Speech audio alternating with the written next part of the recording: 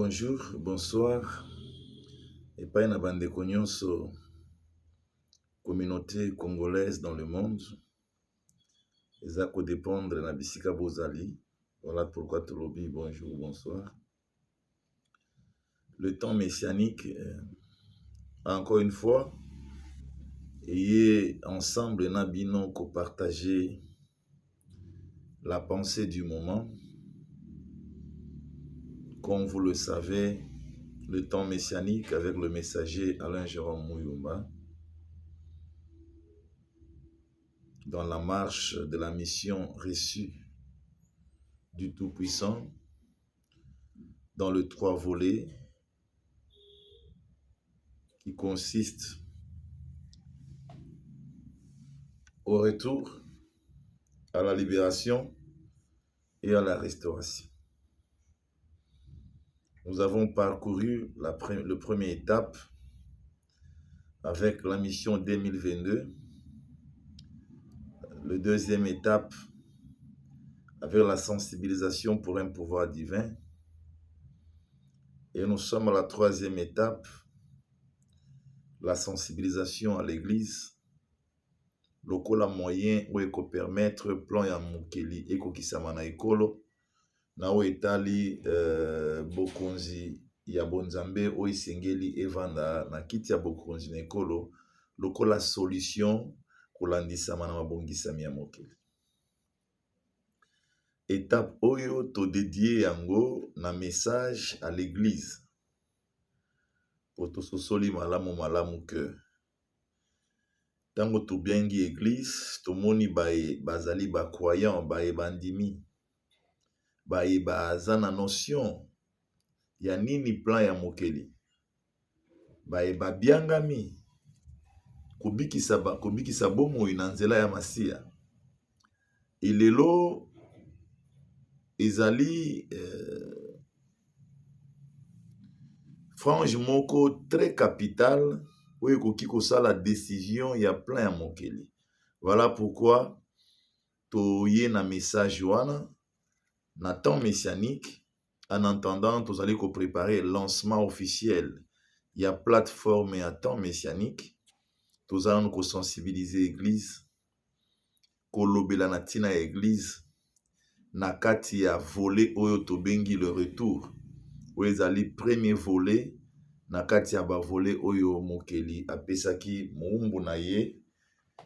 Oyo abiangami na kombo ya messager Alain Jérôme Muyumba.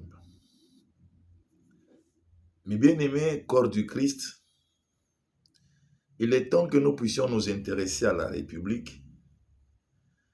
Il est temps que nous puissions cesser d'être des spectateurs par rapport à tout ce que nous vivons et en déplorant à chaque instant par rapport à la gouvernance, par rapport aux perturbations, par rapport à la souffrance du peuple congolais. J'aimerais aujourd'hui lancer un appel à tous les Congolais à travers le monde. Il est temps que nous puissions nous lever, étant corps du Christ, pour prendre une décision définitive pour la République. Au moment où nous sommes, l'état des lieux de la République nous annonce de l'incertitude par rapport au parcours de ce dernier mandat qui est déjà proclamé. Tenant compte des contestations, des crispations, des crises politiques qui se perpétuent, dans lesquelles les conséquences tombent sur le petit peuple congolais qui ne savent quoi faire. Peuple congolais, intéressons-nous à la République pour chercher à comprendre réellement à travers des envoyés quel est le plan de Dieu et qu'est-ce que nous devons faire pour faire sortir ces pays de là où ils se trouvent. Cessons de murmurer dans nos coins, cessons de lamenter partout où nous sommes et de déplorer. mais nous élever, nous-mêmes d'abord, étant corps du Christ, pour le retour. C'est quand nous parlons de l'Église, nous ne pouvons pas seulement nous rendre compte du lieu où les gens sont réunis, au nom du Christ Jésus, bien sûr, pour la congrégation, pour une messe ou pour un culte. D'abord, l'Église commence par nous-mêmes. Voilà pourquoi les Écritures nous montrent, à travers de l'apôtre Paul, que le corps de l'homme est le temple du Saint-Esprit, dont le Tout-Puissant a choisi. Dès lors, le corps de l'homme en qui il va prendre place afin d'accomplir sa volonté. Et nous sommes témoins, par la foi que nous avons en Christ Jésus, nous avons connu Dieu dans la chair, nous croyons en sa personnalité divine, étant humain, comme preuve que le Tout-Puissant travaille dans l'humain, il investit dans l'homme pour accomplir une mission quelconque. Cet homme peut être toi, peut être le frère ou les sœurs qui m'écoutent, si réellement nous sommes aussi attentifs aux paroles des prophètes. À la longue de notre conversation, nous allons chercher à situer chaque situation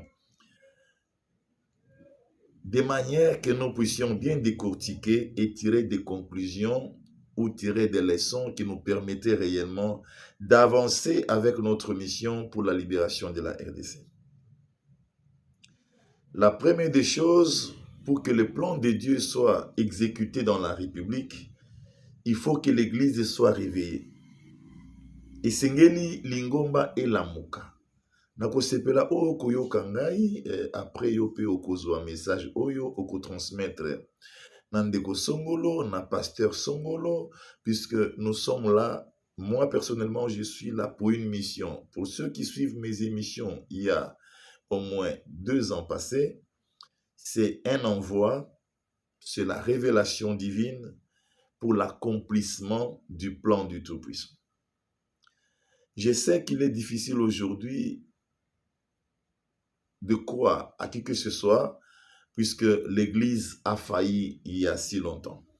Et sengeli to bandela wana bandeko. Po ezali bapagano te, oyo bakoki kososola nini plan ya mokeli. Eza bapagano te. Bapagano bayebi ete. Bapagano baza na maloba na ete. Bapagano baza na bososoli te. Ezali nde Lingomba. Bakroyant nde bandimaka. Wana tomemi mbela ebele na basakoli basi bamemi mbela oyo esali ke ata croyant oyo akoki kozala incrédule, il y a des fois à se ressaisir et qu'on se rendre compte que réellement mokeli aza ko révéler plan na ye po ekolo ekende liboso esengeli etambwisama kati na masiya. Esengeli mutu moko oyo avandi kati na masiya, oyo masiya aza kati na ye, oyo akotindama kati na bozaleli ya bonzambe solo ya molimo na tina ete ekolo ezonga na identité na yango.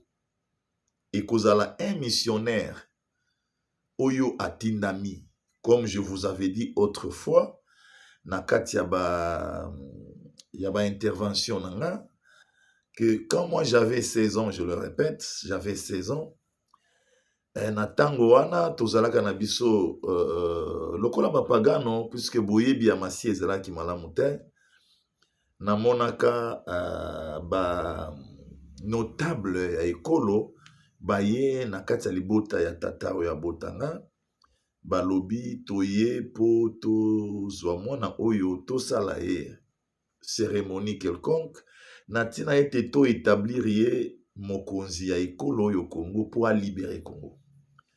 Na ba temps wana toza na ba 16 ans, ezalaki impossible discernement et evandisa biso kati ya koluka lolenge nini kokokisama. Mais tango to kokola, à un moment donné, mission ebandi kosalema sans tenir compte de tous ces signes.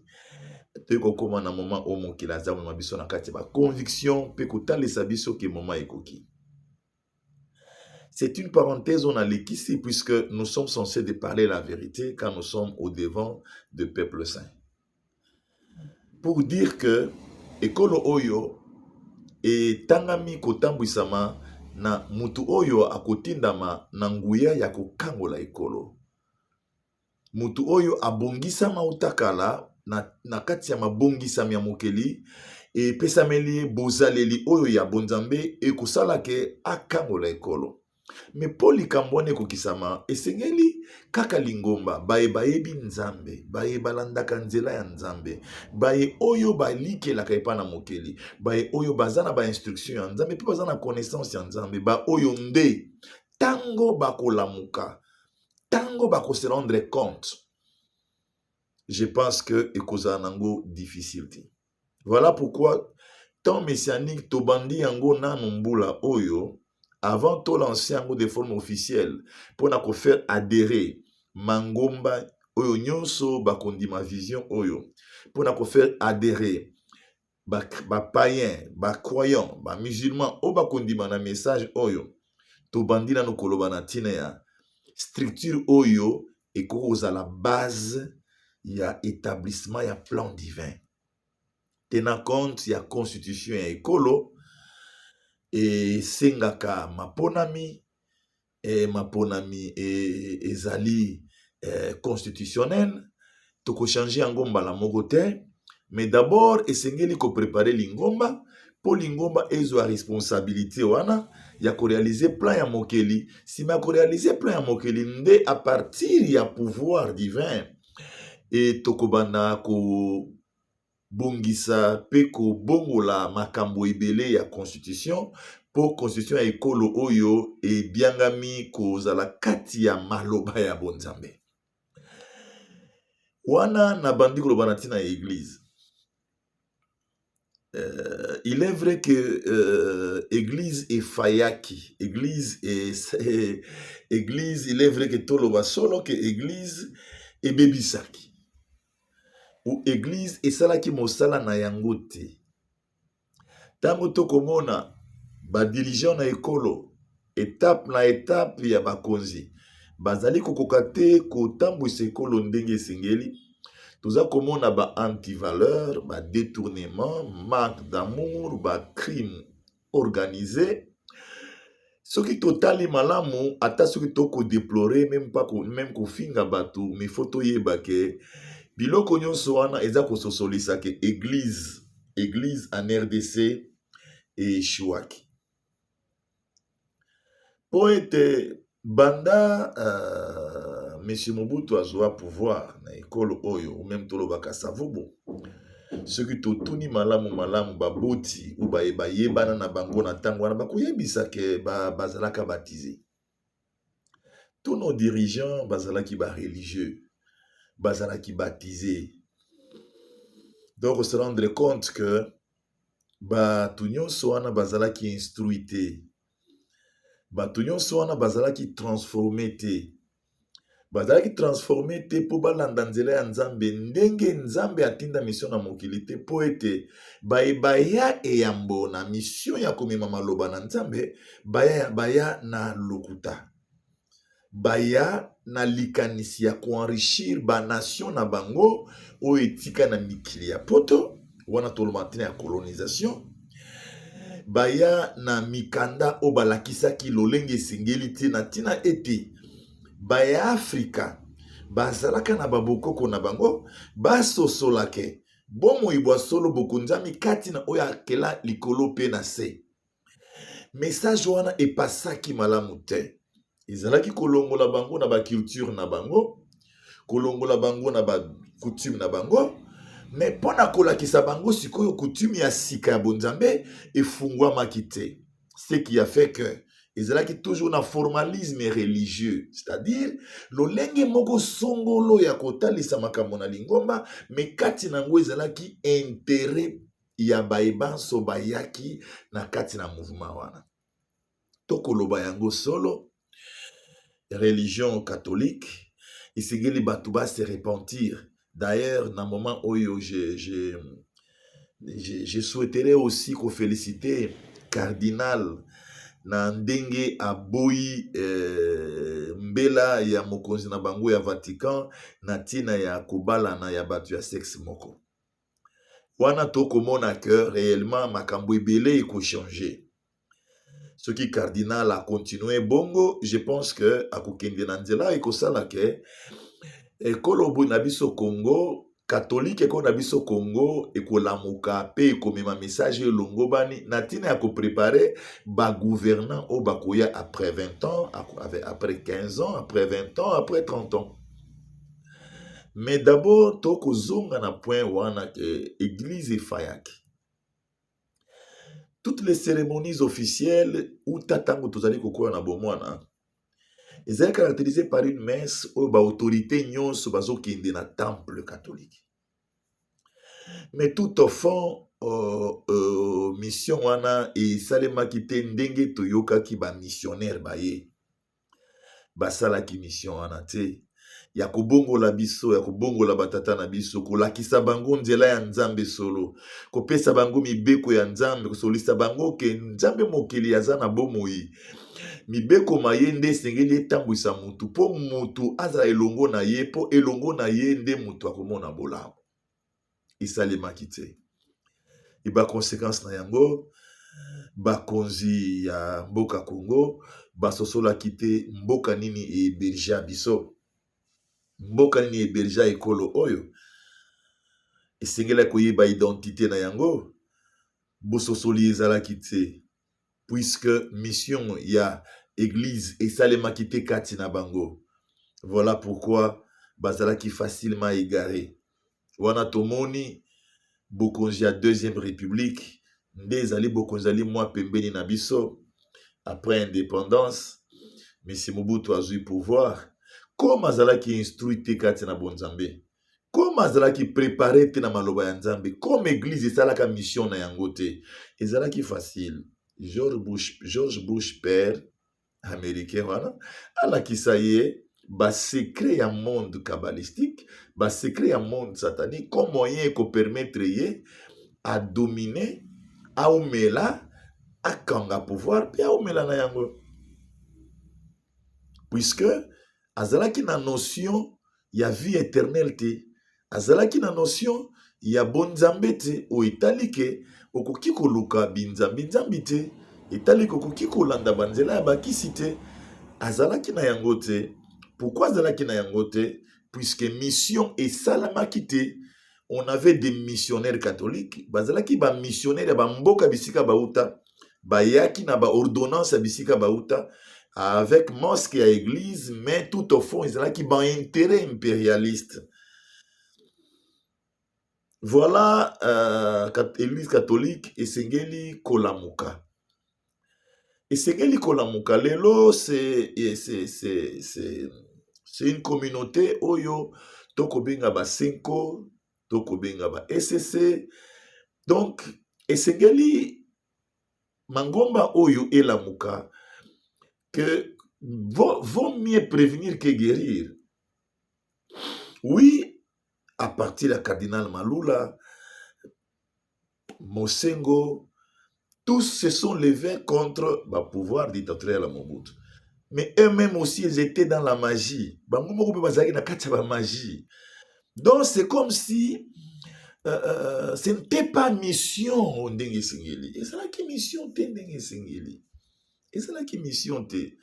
Il faut qu'on reconnaisse les Cambodgiens pour se rendre compte que tout faillira, que l'église avait failli. Maintenant, qu'est-ce qu'il faut? Ce qui l'église est l'ennemi, tout va changer. Ce qui l'église est l'ennemi, na ekolo oyo ya biso, ekolo oyo ezali eponama, ekolo oyo ya mokeli, ekolo ekolo na biso, ce qui l'église est l'ennemi, kaka ndenge tokopesa mbela, tango tokota na kati ya mission na terrain. Temps messianique, tu peux répéter même réalité. Conscience ya basango, conscience ya église protestante, conscience ya église de réveil, conscience ya église kimbanguiste, conscience ya ba église armée du salut, presbytérienne, baptiste, conscience ya mission ya Christ et qu'on permette réellement qu'on prépare des futurs cadres pour la République. Ekolo na biso eza na bokiseni makasi na bikolo biso. Lelo oyo vers 12h nga nazalaki komona songe moko. Na kati ya songe wana nazali kolota ngai na kosolola na mokonzi ya mboka oyo ba élire na temps oyo na mwasi na ye. Nga nazoloba na bango na tina ekolo. Nazali koyebisa bango ke emonisi letalisaki biso. Lolenge esprit ememaki biso kokinde na grotte. Na kati ya grotte wana ezalaki na trésor ya RDC. Donc, c'est un message beaucoup tango na kati ya mission 2022. Le messager Alain Jérôme Mouyumba aza kopesa sa message. Nazali komona na son nazo expliquer bango message wana. Ndenge na kotaki na kati ya grotte, ndenge na komaki tina suka ya grotte, nakuti nyoka na forme ya mwasi aza na mitu ebele. Mais na maboko na loboko comme forme ya mutu, mais na mitu ebele. Na loboko Bible. Molimo eza koloba. Yango yo trésor ya RDC oyo oye kozwa awa. Na comprenaki que bolamu ya ekolo oyo eza na sima ya maloba ya Nzambe. Mais soki tolingi to analyser fait, tokomona solo. Soki ba gouvernant baza kotambwa na kobanga Nzambe, bakokende na ba magie te. Bakotambwa na mibeko na Nzambe. Tokoma ekolo oyo Nzambe moka kotambwisa. Bien aimé, tokozana passion tozana mote.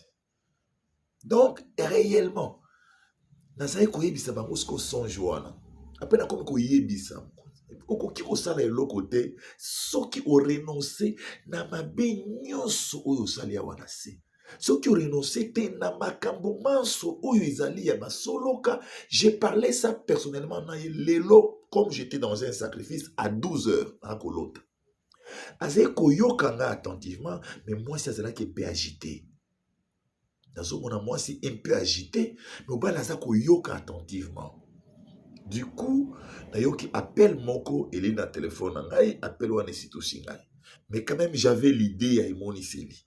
Donc l'esprit du messager ekendaki ko atteindre l'esprit ya batu oyo bazali ko peut-être ko diriger ekolo. Pona continuer ko yebisa bango. Esengeli ba se détourner na banzela ya mabe po ekolo oyo etambwisama na mokili. Bien aimé, to partager message oyo. Nalingi mangomba na biso nyonso na RDC. To sentir responsabilité ya situation ya ekolo. C'est pas un problème kaka ya catholique, c'est pas un problème kaka ya ASCT, c'est pas un problème à l'église de réveil te na ba contribution na yango néfaste, négatif pour l'école. L'église doit se sentir capable de changer l'affaire de la République, puisque c'est une République qui est appelée dans le destin du Tout-Puissant. C'est une République où est appelé un conseil divin. To endurcir mitema te. Nako répéter mangoma sona oti kotanga. To zongisa mission. To tika ko privilégier sans ya institution, to privilégier sans ya mission. Et mission wana episamele biso na nguya molimo santo pona ko transformer batu kolakisa bango nzela ya Nzambe na solo. Batu babima na kati na masumu, to bima na masumu, to bima na ba magie, to bima na ba fétiche, biloko oyo nyonso oyo esaleki lelo eko na biso eza kati na pasi. Toza na ba preuve la kisi ke ekolo oyo pasi na yango ezali po tosue yango mingi. Tokendaki musika na bosatana. Alors que eza ekolo oyo ebiangamaki. Lelo mokili ata kutia biso na réalité oyo ekosalaki to réfléchir, to zonga na solo. Voilà pourquoi atindaki ngai kobimisa ngai bisika nazalaki kotinda ngai na ekolo pona kopesa message ya retour. Eza retour oyo secte catholique il faut eswa. ekolo na biso eza ekolo ya bonzambe eza retour oyo protestant ifo azwa mpona kotangisa ngo na kati na mangomba bandimi banso bakongole to se rendre compte ke tonyokwami mingi soki tonyokwami boye ezali mpo mboka etambwisamaki mingi na banzela ya satana siko tozonga epai na mokeli bongo akokisa oyo alobaki na Esaïe 14. Peuple lelo tokomona yango okoyoka batémoignage bapasteur bamagicien basango bamagicien c'est-à-dire moto akei pa na sango mpo sango etanganga nzambe asunga ye sango arecourir na magie apesi ye pentacle eza makambo ya kobomba te tokoki kobomba lisusu te ntan mesianike ye mpona kofungola esengeli basango oyo bakotambwisa bato na magie bayebake magie soloka eza misala ya satana soloka eza misala ya satana eza égarement esengeli bato nyonso tozonga na nzela soki toke na réalité ya baeglise protestant okuta secret ya bouddhisme eza caché. C'est-à-dire, pour ceux qui ont eu l'instinct rapide à faire de politique, et bazali ko recourir pas à un pasteur protestant, il y a des secrets, des prières, des secrets pour leur donner de force, mais qui proviennent du diable. L'église, c'est pas pour les œuvres, l'église, c'est pour le Saint-Esprit. Voilà les lotozawapi, tolamuka. Soko kei na église de réveil, ou kukuta batu, bakoluka ba succès, na koluka succès azwi église apesi pa satana po atondisela ye bato tozonga epai na mokeli ntango na suka ekoki tozonga epai na mokeli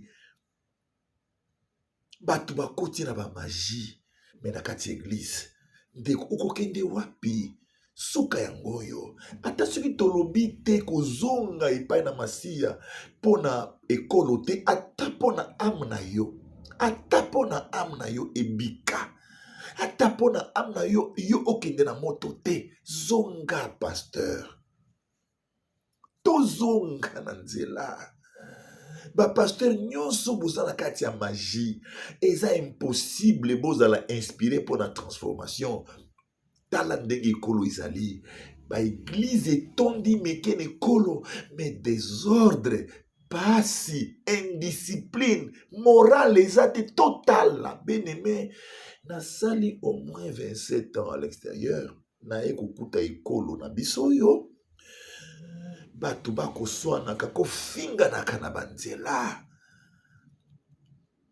Okomona wana campagne. Ceux qui campagne ezali bakomi kuna guérison miracle. Botika makambo oyo. Tokoma na bakampagne makambo yako soki tobongoli société oyo soki to transformer bato nde tokozala na état fort état puissant. Église de réveil et bengamaki réveil pona kolamusa bato sur base ya sommeil ya SCC sommeil ya catholique. Soyons véritables, soyons justes, c'était ça. Mais l'église de réveil est partie dans les illusions, est partie dans les impressions, est partie dans les concurrences, est partie dans tout ce qu'on veut pour démontrer. Tozonga bandeko. Église de réveil, tozonga. Bongo tokamola ekolo. Baebansu bazana ba église. Awa na mboka na biso ya Congo boso solake relèvement ya mangomba relèvement ya peuple saint nde kozala relèvement ya ekolo Congo ezandi batu nde baponaka soki batu baza kopona kati ya molimo ya nzambe bakopona oyo alongo bani na ntina ete masiya na nzela ya mutu azwa esika na ekolo a rééduquer ekolo. Ekolo eza kosenga rééducation profonde. Eza kosenga ebanda à zéro. Po ebanda à zéro malamu. Esengeli pouvoir ya Christ ezala installé. Ezala accompagné na parlement ya ba pasteur, parlement ya ba évangéliste, ya ba diacre. Ou eko excité ata ba homme politique bakotika banzela ya bakisi po bakososola ke. Soki na kotina banzela ya bakisi na kozwa vote ya moto te. tokóma na ekolo oyo nzambe akozwa esika.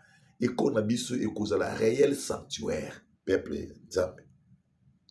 Ngai messager napesaki emoniseli ya arche de l'alliance. L'arche de l'alliance.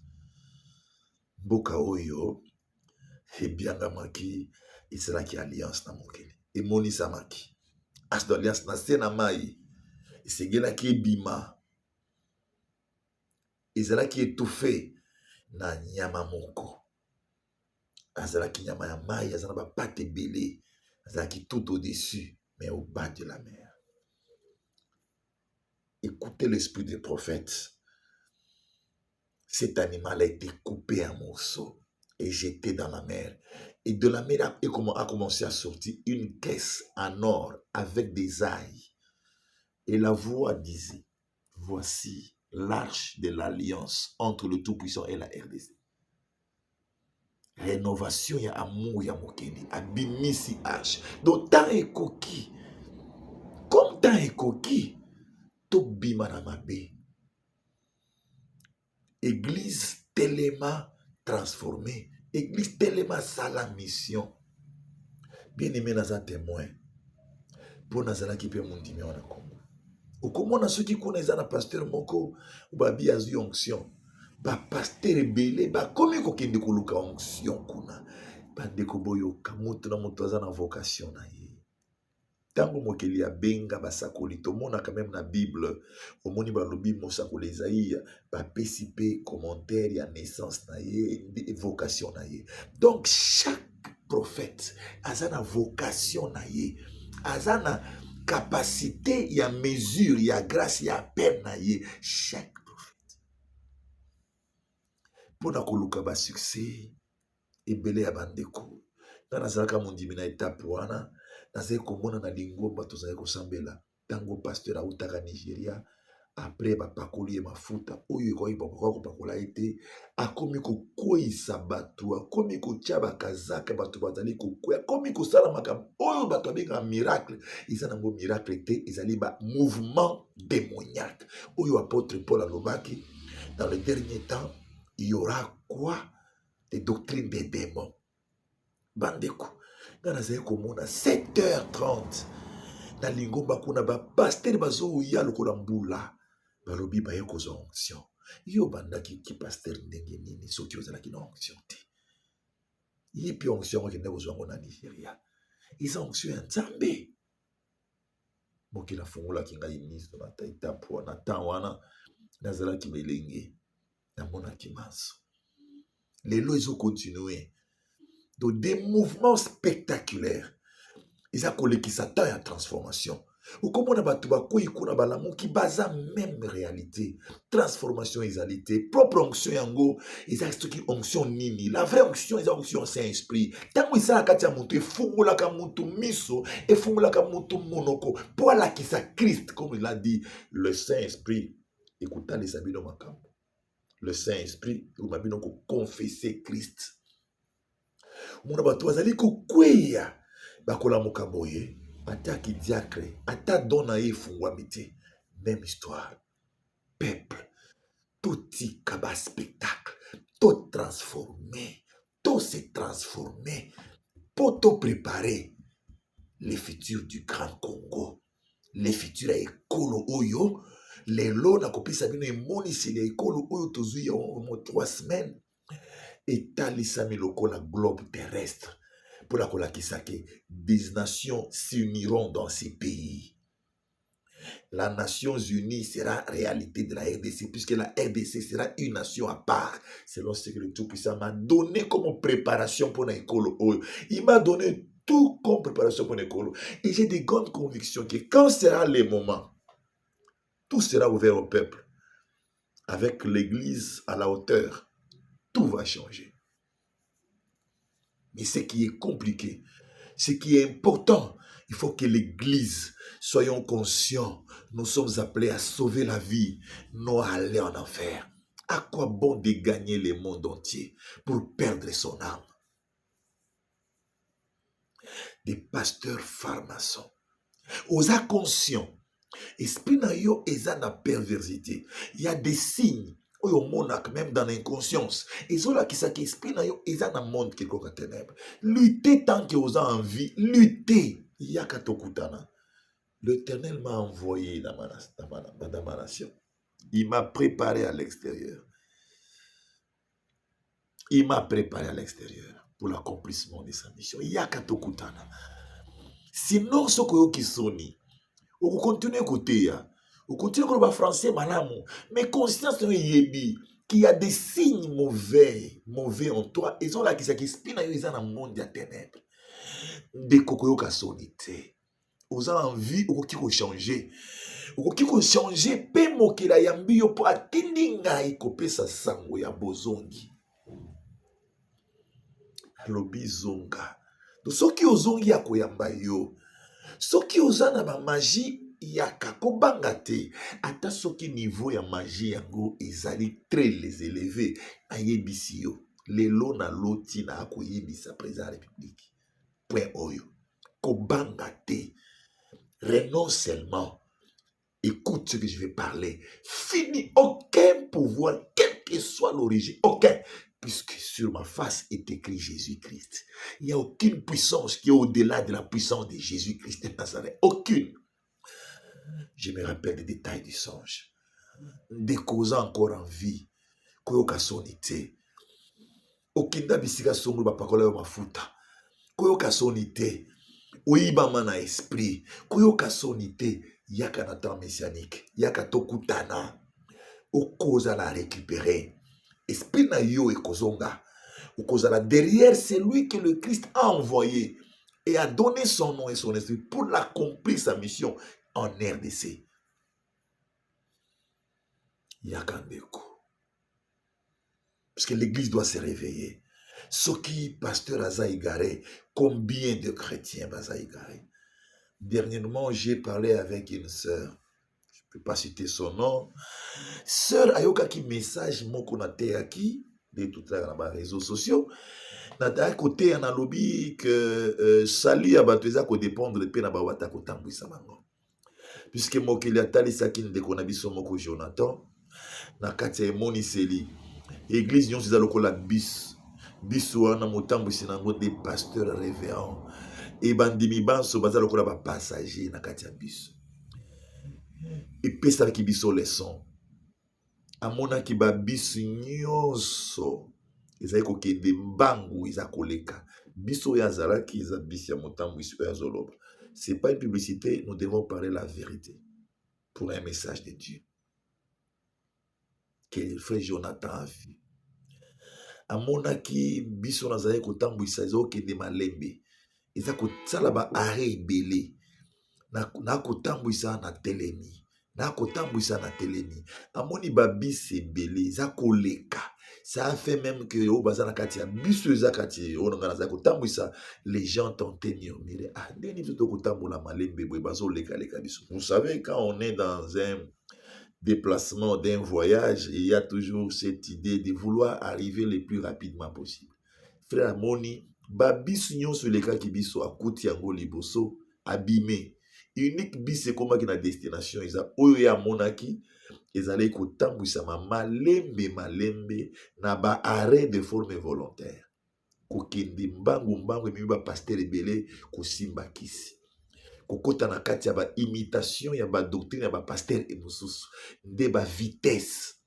Vous savez que dans les derniers jours, en ces derniers jours, je me suis rencontré avec une sœur qui habite en Belgique, à Pessiga Songe. Alobi a Pessiga monise na par rapport ya tango yokaki message nanga. Yango mutetinda ki abenganga. Alobi na landi message na yo vraiment etouché nga puisque église on azali ko sambela moté nango azalaki un Nigérien ezalaki plein ba pasteur ba utaka Afrique ba komela kaka kuna o ba utaka Kinshasa utaka Angola Amérique donc ezalaki toujours plein na loti pasteur révérend a kotambwisa bis mais mulili yes qu'on a bisa zolo ba siko tozo mona plateau to ke kwa na lubwa ko po mulili ezali to ko ya wapi Tant que message na terre qui il s'est rendu compte. Oko imaginer ba pasteur banso oyo bazwa ba voyage ya okende na église wana facilité ya visa ya okende kuna ba tie maboko ba pesa onction lelo nde ba oyo baza mingi na Congo awa bato bango baza kotambwisa baza kokende na nzela nini. Consultons-nous mosala nzambe état d'esprit kolandalanda mosali mosusu te po apakola yo landa oyoka ye ntango mosusu kati na ye molimo eza kati na ye korenuvele mpe molimo na yo me babiloko ya bamafuta babiloko ya bamai babiloko wana eza na litomba liboso na masiya te. Allez prêcher l'évangile du royaume de Dieu, guérissez les malades dans mon nom, chassez les démons, purifiez les lépreux, ressuscitez même les morts. Des grâces vous avez reçu, des grâces données. Mai euti wapi, baparfum euti wapi, mafuta euti wapi. Ezala bamosusu appel na ye esalemaki kati na ye bakoki kopakola ye mafuta te mpo aza mopakolami mpo na koanvie eloko azomona epai ya paster wana mosusu soki eza richesse akei koluka mosu ya richesse bapakoli ye mafuta asaute directive akwei zonga lelo kanisa bien ozalaka makasi ozonga pete kanisa bien oza nano na vie soki église eza réveillé bapasteur toza réveillé tokosala mission na église baoyo bayaka kuna bazala na confiance na biso bakoyoka biso bakozala transformé et dans les plus prochains jours nous aurons des hommes d'état intègres. La nation a besoin de l'esprit du Christ pour diriger la nation. Esprit de sagesse et d'intelligence. Esprit de crainte de l'Éternel. Esprit de force. Esprit de conseil. Yango ezosenga nekolo. Mais esprit wana po evanda. Il faut église. Ebima na boloko ya ba politique. L'église doit quitter na boloko ya ba politique. L'église doit faire la mission au lieu et continuer vous à l'institution. Oui, institution pour l'organisation, mais d'abord la mission. D'abord la mission. Nous allons nzambe. Boza koela chez Kibochef à cause ya mbongo à l'État. Chaque dirigeant ya kanamboka na biso. Quand c'était M. Kabila, c'était Soni Kafuta. Et tout le monde savait que non, Soni Kafuta c'est Mouto Kabila. Vient M. Félix. On a commencé à préparer les choses. Babengi Dodo Kamba. Donc, un plan. C'est pas ça, mes bien-aimés. Il y a un jugement qui attend à la fin du temps par rapport à nos œuvres. L'Église doit être là pour transformer M. Félix, pour transformer sa femme, pour transformer les gouvernants, pour transformer des ministres, leur montrer que cette vie est passagère. Ceux qui beaucoup na ba magie, poka na pouvoir au kende na moto, ils peuvent être touchés. Et belé ya batu ba bianga na bango. Mais comme église e bandaki malamu te pona ko préparer batu ba kota na ba magie à cause de l'église. Tozong église bima na Satan, église bima na bombu ya diable, église bima na bombu ya ba politique, puisque vrai politicien il faut dans la mwana nzambe. C'est mwana nzambe qui est le vrai politicien, puisque la politique c'est quoi? Mais c'est la gestion de la cité, la politique. C'est la gestion de la cité. La politique c'est la gestion de la cité. Un homme intègre, un homme plein d'amour que le Christ lui a doté comme son fils, comme fils de Dieu, il peut bien faire la politique. T'as la inégalité à ma classe. Il y a une classe supérieure, classe moukoya semakasi. Bandeko. Il y a des choses qui se passent dans notre pays. Ceux qui ont les policiers d'Engaza, comme ils ont et bon aussi quand ils font des na famille naïzane. Ceux qui politiciens au moins à collaborer avec un bateau na bandiela va couper ça et moins loco puisque conditions exactes. Ils vont faire des essais. Il y a des choses dans ces pays, bandeko, il faut y révolter yo. Mais révolte, Yamabete révolte, Yakoloba, l'Éternel, Elohim doit faire quelque chose. La classe basse préjudiciée, c'est-à-dire classe basse, ils allaient konyatama, yakonyatama. C'est l'église qui doit défendre ça. Au mon Vodacom, fait ce qu'il veut. Si au Katabatoba mini takati, mon moto sombi sans unité, a bengi moto même réseau ya Vodacom. Une minute ya pamba. Message est que tu n'as plus de unité. Soyons quand même sérieux, c'est-à-dire Vodacom fait ce qu'il veut. Personne ne peut dire qu'il y a un mot crimes organisés dans ces pays, des crimes organisés. Il n'y a pas de tarifs, de fiscalisation pour que le petit peuple ait au moins la paix dans la communication. Église Lamouka. Église Lamouka, bongo la ba gouverneur. To Lamouka, to bongo la ba ministre. To Lamouka, to bongo la mokozi mboka. Ala tamasiya, soki ni yoko ba kokanza mboka. Église Lamouka. Église Lamouka. Tobima na ba magie. Nzambe atindi nga na yebisa ba Congolais. Tozonga. Tozonga.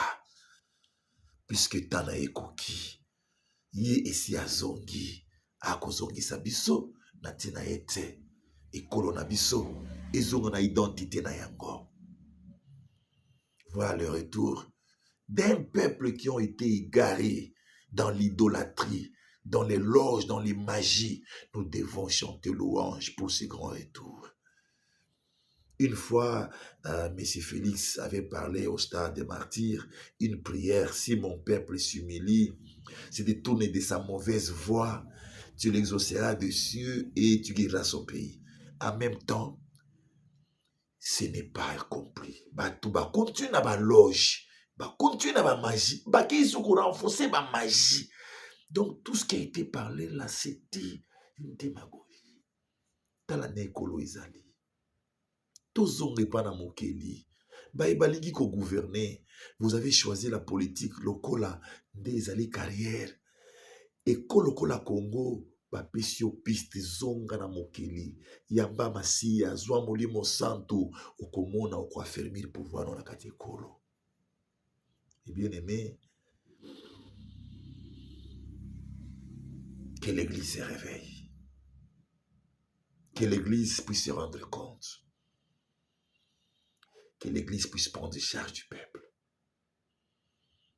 Cette défense que l'église catholique a toujours fait doit être faite d'abord en termes de mission dans les monastères, dans des temples, transformer tous ces frères et sœurs, tirer l'idolâtrie des catholiques, tirer les magies dans les sectes catholiques.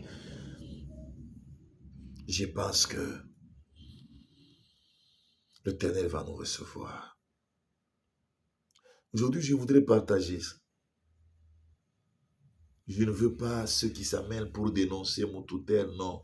Nous sommes au temps, tozonga kaka bisobanso, tozaba sumuki, moko na banzela ou ya sumuki laki, tozonga, totelema, to se rendre compte qu'on ne doit pas continuer des spectateurs, puisque peuple ba konyokwama, to konyokwama mingi, il est temps. Nous avons compris que sur la politique ne pouvait rien.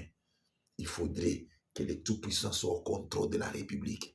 Et aujourd'hui, je révèle à tous les Congolais, les tout-puissants a déjà pris initiative depuis 2010 et il est au contrôle de la République. Selon les révélations reçues dans le ministère de Jésus-Christ du messager Alain Jérôme, nous sommes au moment où le tout-puissant nous révèle des choses en ces temps ici, choses capitales.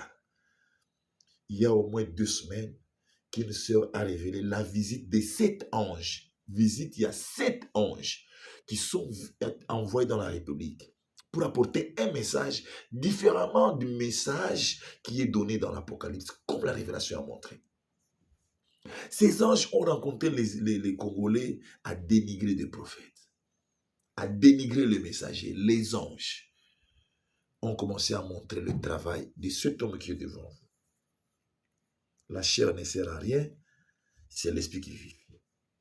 Selon la révélation de la sœur Myriam qu'elle a reçue, elle a vu 7 anges sont apparus dans la République Et ces anges sont venus montrer le travail du messager. Les anges ont montré la RDC comme une globe terrestre. Au-dessus, la demi des lunes, comme la lune qui éclaire la nuit, mais en forme d'une flèche. Et dans le globe terrestre en ronde, un bouclier, dont l'arc en forme de lune est un bouclier, et une lumière tout autour. L'ange montrait aux Congolais par rapport aux actions du message du messager, que celui qui peut croire, qui croit. Quand tu croiras, tu vivras et tu verras. Puisque nous parlons des choses reçues dans la révélation sans intercession. La sœur qui a reçu le message vit à l'extérieur du pays.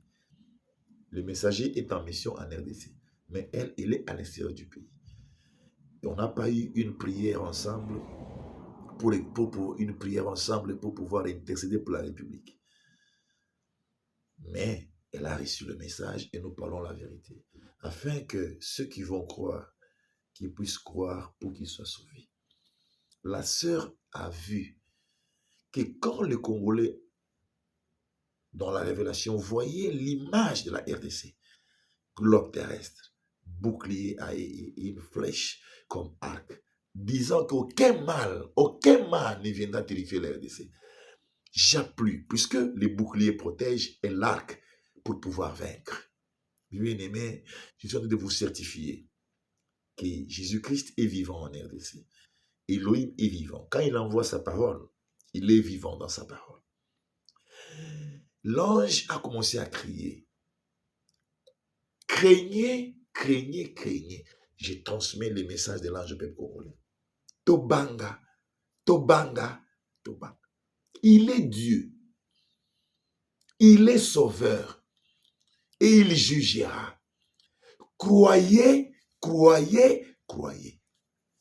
Peuple congolais, Elohim est vivant dans la nation. Pour l'autre fois, j'ai prophétisé, j'ai dit, il n'y aura aucun mal dans ce pays. Il n'y aura pas de dégâts dans ce pays. Puisqu'il y a un bouclier, il y a l'arc. L'heure de la victoire de la RDC. Puisque l'Éternel a envoyé. Voilà une révélation avec laquelle je vais terminer pour vous montrer que tous ceux qui vont se mettre debout avec l'Église, ils auront la miséricorde. Ils seront libérés. Ils seront libres pour entrer dans les champs du Christ et annoncer la vérité. Transformer les Congolais et préparer un pouvoir qui régnera à jamais dans la République. Notre identité est royale. Notre nation est chrétienne.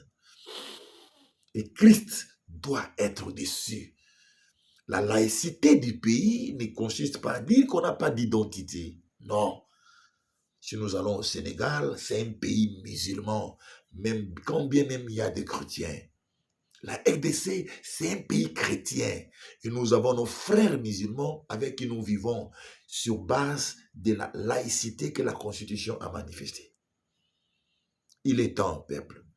Il est temps, Église. Renouvelons-nous. Réveillons-nous, Église. L'heure est compliquée. Il est temps d'exciter les politiques à dire ce qui n'a changé, n'a qui cité, n'a qui m'a agité, ma carrière ici. Voilà ce nous. En même temps, je lance un appel pour les temps messianiques. Ça, c'est notre chaîne. Tu peux aussi t'adhérer ou inviter des gens à adhérer.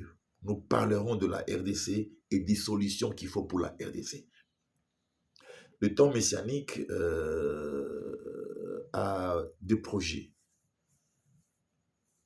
Le premier projet que nous allons présenter, c'est révéler la RDC. Qu'est-ce que c'est la RDC? Réveiller l'Église et montrer à tout le Congolais que seule l'Église doit faire sortir des hommes d'État capables de faire un travail à long terme pour une nation durable, bénie et à sa hauteur. Le temps messianique vient montrer que ce sont les croyants qui doivent être de vrais politiques. Jésus-Christ était appelé roi de rois. Voilà pourquoi César avait peur. Voilà pourquoi Hérode avait peur. Qu'il savait que celui-ci, c'est lui qui est appelé à s'établir. Ce qui n'a pas été fait en Israël sera fait en RDC. Croyez. Et nul ne pouvait annuler ses plans. Mais l'heure où nous sommes, c'est l'heure de la transformation. C'est l'heure du retour pour que nous puissions bâtir une nation qui va préparer toutes les nations du monde. Mes bien-aimés, c'est le temps messianique. Croyez que le temps messianique est réel. Ce n'est pas une fable, croyez. Puisque les signes dont je vous parle, les révélations dont je vous parle, démontrent qu'il y a une mission avec le Tout-Puissant sur place à manifester. Adhérez à cette plateforme, à cette association.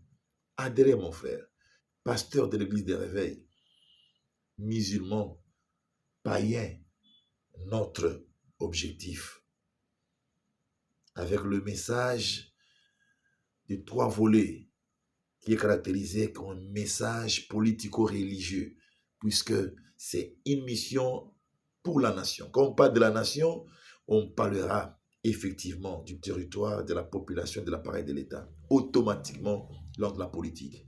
Et la vraie politique ne serait appliquée que par ceux qui ont la crainte de l'Éternel, l'amour du prochain, le Saint-Esprit, esprit de sagesse, de force, de puissance, afin de pouvoir accomplir la mission du Tout-Puissant dans une nation qui le réclame et il veut s'asseoir.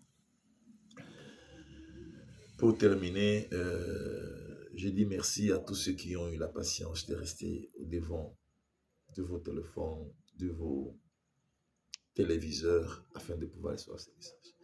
Que le Tout-Puissant qui m'a envoyé vous bénisse tous, qui vous accompagne, qui vous impacte, afin que nous puissions changer l'Église, nous puissions nous transformer pour l'établissement du plan de Dieu dans la République. Soyez tous bénis.